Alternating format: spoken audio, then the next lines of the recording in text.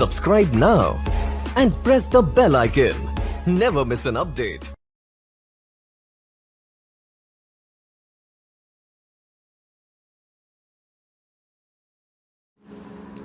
नमस्कार दोस्तों, आप सभी का हेमंत एएलपी यूट्यूब चैनल में बहुत बहुत स्वागत है।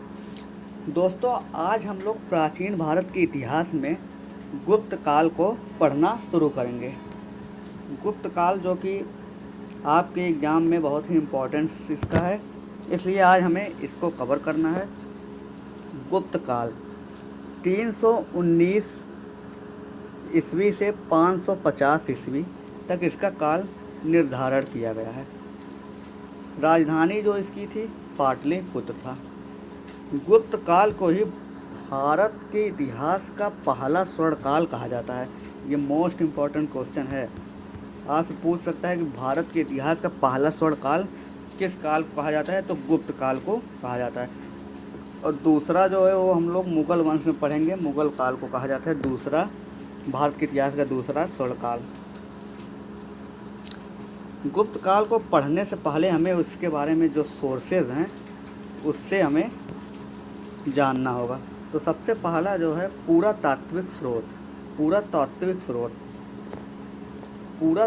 स्रोत में पहले नंबर पर जो है वह मेहरौली स्तंभ लेख, जिसका निर्माण जो हुआ है ये चंद्रगुप्त द्वितीय के द्वारा किया गया। दूसरा है पूना ताम्र लेख प्रभावती, जो कि चंद्रगुप्त द्वितीय की पुत्र थी, इसके द्वारा इसका निर्माण हुआ। तीसरी इलाहाबाद स्तंभ लेख समुद्रगुप्त के द्वारा इसका निर्माण किया गया। अब चौथा है जो कि मोस्ट इम्पॉर्टेंट है, एरड़ अभिलेख, जो कि भानुगुप्त के द्वारा इसका शुरुआत किया गया। और इसी अभिलेख के द्वारा भारत में सती प्रथा जो थी, सती प्रथा का उल्लेख इसी अभिलेख से हुआ। किस अभिलेख से? एरड़ अभिलेख के द्वारा भारत में सती प्रथा का सबसे पहला उल्लेख मिला।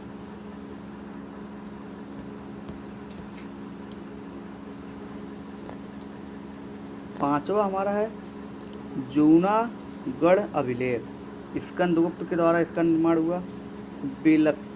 बिलसड़ अभिलेख कुमारगुप्त के द्वारा इसका निर्माण हुआ। और अगला हमारा है भीतरी गुफा अभिलेख, जिसको स्कंदगुप्त ने इसका भी निर्माण किया। अब हमारा आता है साहित्यिक स्रोत, जो कि आपके लिए बहुत ही महत्वपूर्ण होते हैं परीक्षाओं में। साहित्यिक स्रोत से ज़्यादा क्वेश्चन पूछा जाता है। साहित्यिक स्रोत में सबसे पहले हमें देखना है गुप्त काल एवं गुप्तोत्तर काल की प्रमुख पुस्तकें और उसके लेखक कौन हुआ करते थे। तो सबसे पहला जो है महाकवि कालिदास। पहले कौन थे? महाकवि कालिदास। इनकी पुस्तक जो थी ये अभिज्ञान शाकुंतलम, मोस्ट इम्पॉर्टेंट है, हर परीक्षा में ये पूछता है। इसके बाद मालविका अग्निमित्रम। इसके बाद मेघदूत, ये भी मोस्ट इम्पॉर्टेंट है, आप लोग इसे नोट कर सकते हैं। इसके बाद है रघुवंश। इसके बाद है ऋतु संहार। इसके बाद कुमार संभव विक्रमवंशी तंतु संहास। ये सब इन महाकवि कालिदास की प्रमुख पुस्तकें थीं। इसके बाद आता है विशाख दत्त, जिनकी प्रमुख पुस्तक कौन थे? मुद्रा राक्षस। ये भी एग्जाम्पल ये भी एग्जाम के लिए बहुत ही महत्वपूर्ण है। इसके बाद देवी चंद्रगुप्तन, इनकी पुस्तक है विशाख दत्त की। इसके बाद देखेंगे हम वराहमिहिर, इनकी प्रसिद्ध पुस्तकें जो थी ये वृहंत संहिता, पंच सिद्धांतिका। बाण भट्ट, ये जो थे कवि थे, ये गुप्तोत्तर काल के कवि थे। इनकी प्रसिद्ध पुस्तकें जो थी हर्षचरित और कादम्बरी थी। इसके बाद हम लोग देखेंगे हर्षवर्धन नागानंद रत्नावली प्रियदर्शिका, इसकी महत्वपूर्ण पुस्तकें थी हर्षवर्धन की। सॉरी दोस्तों,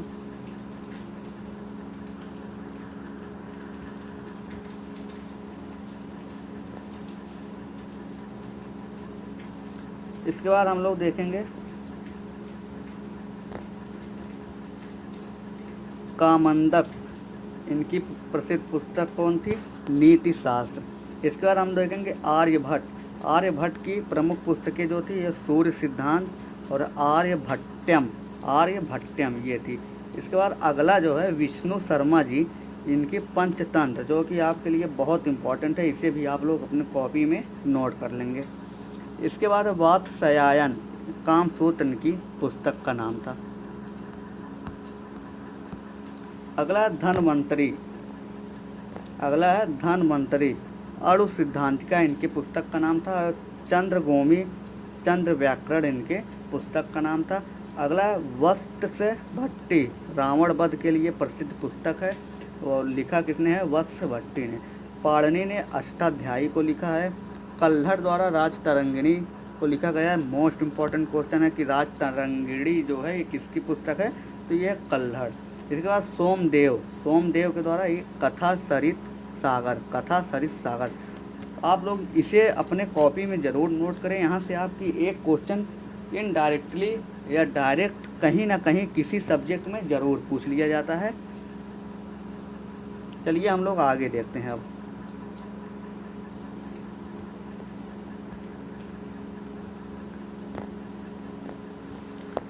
गुप्त वंश की स्थापना श्रीगुप्त नामक शासक के द्वारा की गई थी। इसने महाराजा की उपाधि धारण की। श्रीगुप्त ने महाराजा की उपाधि धारण की थी। इसका उत्तराधिकारी इसी का पुत्र घटोत्कच हुआ। फिर उसके बाद घटोत्कच ने भी महाराजा की उपाधि धारण की, लेकिन गुप्त वंश का वास्तविक संस्थापक जो था वो चंद्रगुप्त प्रथम हुआ। चंद्रगुप्त प्रथम को माना जाता है। गुप्त वंश के प्रथम मतलब वास्तविक शासक किसे माना जाता है? तो चंद्रगुप्त प्रथम को। चंद्रगुप्त प्रथम के बारे में हम लोग पढ़ेंगे। चंद्रगुप्त प्रथम 319 से 335 ईस्वी तक इसका कार्यकाल था, शासनकाल था। इसने महाराजा धीराज की उपाधि धारण की। आपसे एग्जाम में अगर पूछे कि महाराजा धीराज की उपाधि किसके द्वारा धारण किया गया, तो ये था चंद्रगुप्त प्रथम। किसके द्वारा? चंद्रगुप्त प्रथम। इसी के द्वारा गुप्त संवत चलवाया गया 319 ईस्वी में। 319 ईस्वी में चंद्रगुप्त प्रथम ने ही गुप्त संवत चलवाया।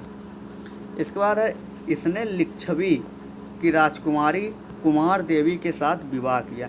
चंद्रगुप्त प्रथम की पत्नी का नाम क्या था? तो कुमार देवी, जो कि लिच्छवी की राजकुमारी हुआ करती थी। ये प्रथम गुप्त शासक था जिसने गुप्त काल में सिक्के का प्रचलन करवाया। ये प्रथम गुप्त शासक था जिसने गुप्त काल में सिक्के का प्रचलन करवाया। इसका उत्तराधिकारी इसी का पुत्र समुद्रगुप्त हुआ। चंद्रगुप्त प्रथम का उत्तराधिकारी उसी का पुत्र समुद्रगुप्त हुआ।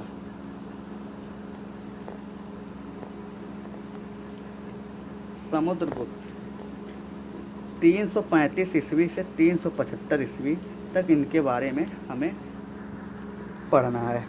यह इस वंश का सबसे पराक्रमी शासक कहा जाता है। यानी कि जो समुद्रगुप्त था यह गुप्त वंश का सबसे पराक्रमी शासक था। समुद्रगुप्त को भारत का नेपोलियन कहा जाता है। मोस्ट इम्पॉर्टेंट क्वेश्चन है, आप लोग इसे भी अपने कॉपी में ज़रूर नोट करें कि भारत का नेपोलियन किसे कहा जाता है? तो ये गुप्त वंश का शासक जो था समुद्रगुप्त, उसी को कहा जाता है भारत का नेपोलियन। और ये नाम जो है ये किसने दिया? तो विंसेंट आर्थर स्मिथ ने नेपोलियन कहा। किसे? समुद्रगुप्त को। विंसेंट आर्थर स्मिथ ने नेपोलियन की संज्ञा दी। और क्यों दी? क्योंकि समुद्रगुप्त ने ही दक्षिणापथ के 12 शासक और उत्तरापथ के 9 शासक को पराजित किया था। और टोटल अगर बात करें तो 21 शासकों को पराजित करने के बाद, यानी कि जब कुल 21 शासकों को उत्तर और दक्षिण के रास्ते में इसने पराजित किया, उसके बाद इसने एक यज्ञ करवाया जिसका नाम था अश्वमेध यज्ञ। क्या नाम था? अश्वमेध यज्ञ। इसने यानी समुद्रगुप्त ने विक्रमांक की उपाधि धारण की। विक्रमांक की उपाधि धारण करने वाला कौन था? समुद्रगुप्त। समुद्रगुप्त का दरबारी कवि हरिसेन थे। समुद्रगुप्त के दरबारी कवि कौन हुआ करते थे? हरिसेन। इसके बाद इसने अपने दरबारी कवि हरिसेन को इलाहाबाद स्तंभ लेख में अपने विजयों का वर्णन करने के लिए भेजा। इलाहाबाद स्तंभ लेख में अपने विजयों को वर्णन करने के लिए समुद्रगुप्त ने किसको भेजा? तो अपने दरबारी कवि हरिसेन को भेजा। इसी के बाद प्रयाग प्रशस्ति नामक एक पुस्तक लिखी गई, किसके द्वारा? हरिसेन के द्वारा। समुद्रगुप्त एक कवि था। समुद्रगुप्त जो था एक कवि था और इसने कविराज की उपाधि भी धारण की। अगर पूछा जाए कि गुप्त काल में ऐसा कौन सा शासक था जिसने कविराज की उपाधि धारण की, तो वो था समुद्रगुप्त। इसे अन्य यंत्रों में बहुत ही मतलब इंटरेस्ट था। यह एक वीणा वादक भी था और इसी के सिक्कों पर इसकी वीणा वादन करते हुए चित्रित, इसी को मतलब वीणा वादन करते हुए चित्रित दिखाया गया है। यानी इसमें बताया जा रहा है कि समुद्रगुप्त जो था, ये जो अपना सिक्का चलवाया था, उस पे इसी का वीणा वादन करते हुए चित्र लगाया गया था इसके सिक्के पर। इसने बौद्ध धर्म को भी संरक्षण दिया, क्योंकि इसके दरबार में एक बौद्ध भिक्षुक रहता था जिसका नाम था वसुबंधु।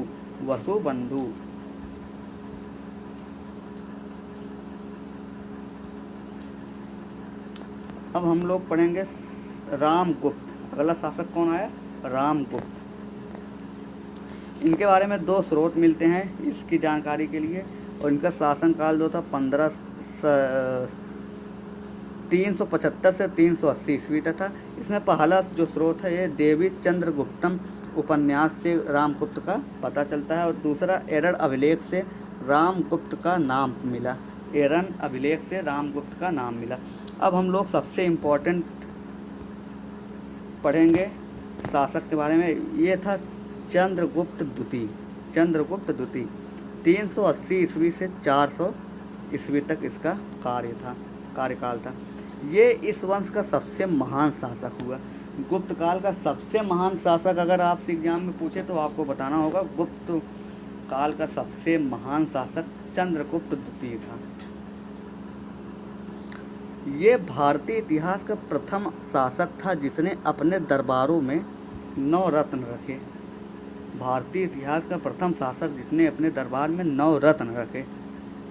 वो 9 रत्न कौन कौन थे ये हम लोग यहाँ पर देखेंगे। पहले 9 रत्न में पहले का नाम था अमर सिंह। ये एक संस्कृत भाषा के महान कोशकार थे। दूसरे थे धनवंतरी। ये एक महान कवि थे। धनवंतरी कौन थे? एक महान कवि। हरिसेन ये भी एक महान कवि थे। कालिदास ये एक महान कवि भी थे और एक नाटककार भी थे। इसके बाद छपड़क जो थे ये एक महान ज्योतिष शास्त्री थे। इसके बाद अगला है जो 6ठे नंबर पे वो शंकु, ये एक महान स्थापत्यकार थे। इसके बाद बेताल भट्ट ये एक महान जादूगर थे। बेताल भट्ट जो थे एक महान जादूगर थे। और वराहमिहिर ये एक महान खगोलीय शास्त्र थे। और अंतिम जो 9वें थे वो थे वरुचि। ये संस्कृत का महान विद्वान था। कौन? वरुचि। ये हमारे चंद्रगुप्त द्वितीय के 9 रत्न हैं।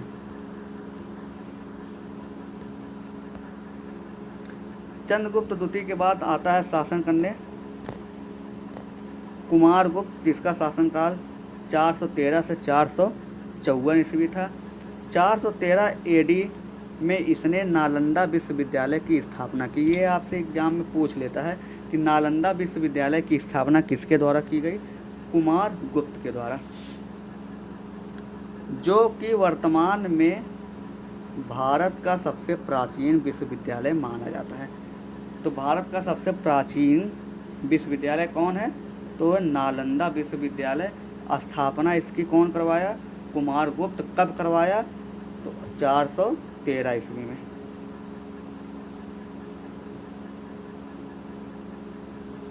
कुमारगुप्त ने ही महेंद्रादित्य की उपाधि धारण की और गुप्त काल के सर्वाधिक अभिलेख कुमारगुप्त ने ही ही हैं। गुप्त काल में सबसे ज़्यादा अभिलेख किसके हैं? तो वो किसके हैं? कुमारगुप्त के। इसने गिरनार पर्वत पर सुदर्शन झील की दोबारा मरम्मत करवाई और स्कंदगुप्त जो था, अब अगला आता है स्कंदगुप्त,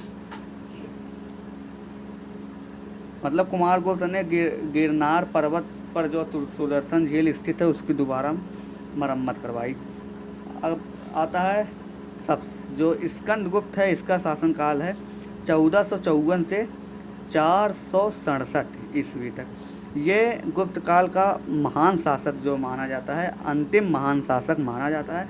लेकिन गुप्त काल का अंतिम शासक जो है, लास्ट रूलर जो था, वो कुमारगुप्त सेकेंड या विष्णुगुप्त था। अब यहाँ पर हमारा ख़त्म होता है गुप्त काल। इसमें हम लोग हर्षवर्धन के बारे में पढ़ेंगे इसके बाद, जो कि गुप्त काल में भी इसका भी साक्ष्य मिला है। हर्षवर्धन जो कि बहुत ही महत्वपूर्ण है आपके एग्जाम के लिए।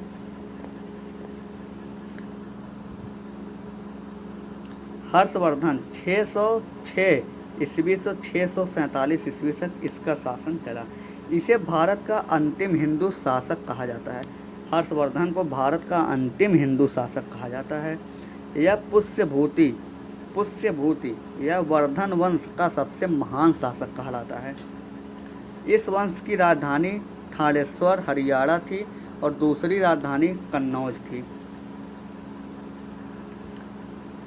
हर्षवर्धन के पिता का नाम प्रभाकर वर्धन और माता का नाम यशोमती थी। 606 एडी में हर्ष संवत चलवाया। हर्षवर्धन ने 606 एडी में हर्ष संवत चलवाया। 629 एडी में प्रसिद्ध चीनी यात्री वेंग सांग भारत आया और यह 16 वर्ष तक भारत में रहा। आपसे एग्जाम में पूछता है कि भारत में सबसे पहला चीनी यात्री कौन आया, तो उसका आंसर हो जाएगा वेंग सांग, जो कि 16 वर्ष भारत में रहा। और 16 वर्ष में इसने नालंदा से बौद्ध शिक्षा प्राप्त की। कौन? वेंग सांग ने नालंदा से बौद्ध शिक्षा प्राप्त की। इसने एक प्रसिद्ध पुस्तक लिखी। वेंग सांग के द्वारा एक प्रसिद्ध पुस्तक लिखी गई जिसका नाम है सी यू की। भारत में अपनी यात्रा के दौरान इसने गुजरात के लखपत और दक्षिण भारत के कांचीपुरम की भी यात्रा की थी। भारत में अपनी यात्रा के दौरान वेंग सांग ने गुजरात के लखपत और दक्षिण भारत के कांचीपुरम की भी यात्रा की थी। हर्षवर्धन का दरबारी कवि बाणभट्ट हुआ करते थे, जिनकी एक बुक थी हर्षचरित्र और कादम्बरी। ये किसकी बुक है? तो बाणभट्ट जी का बुक है।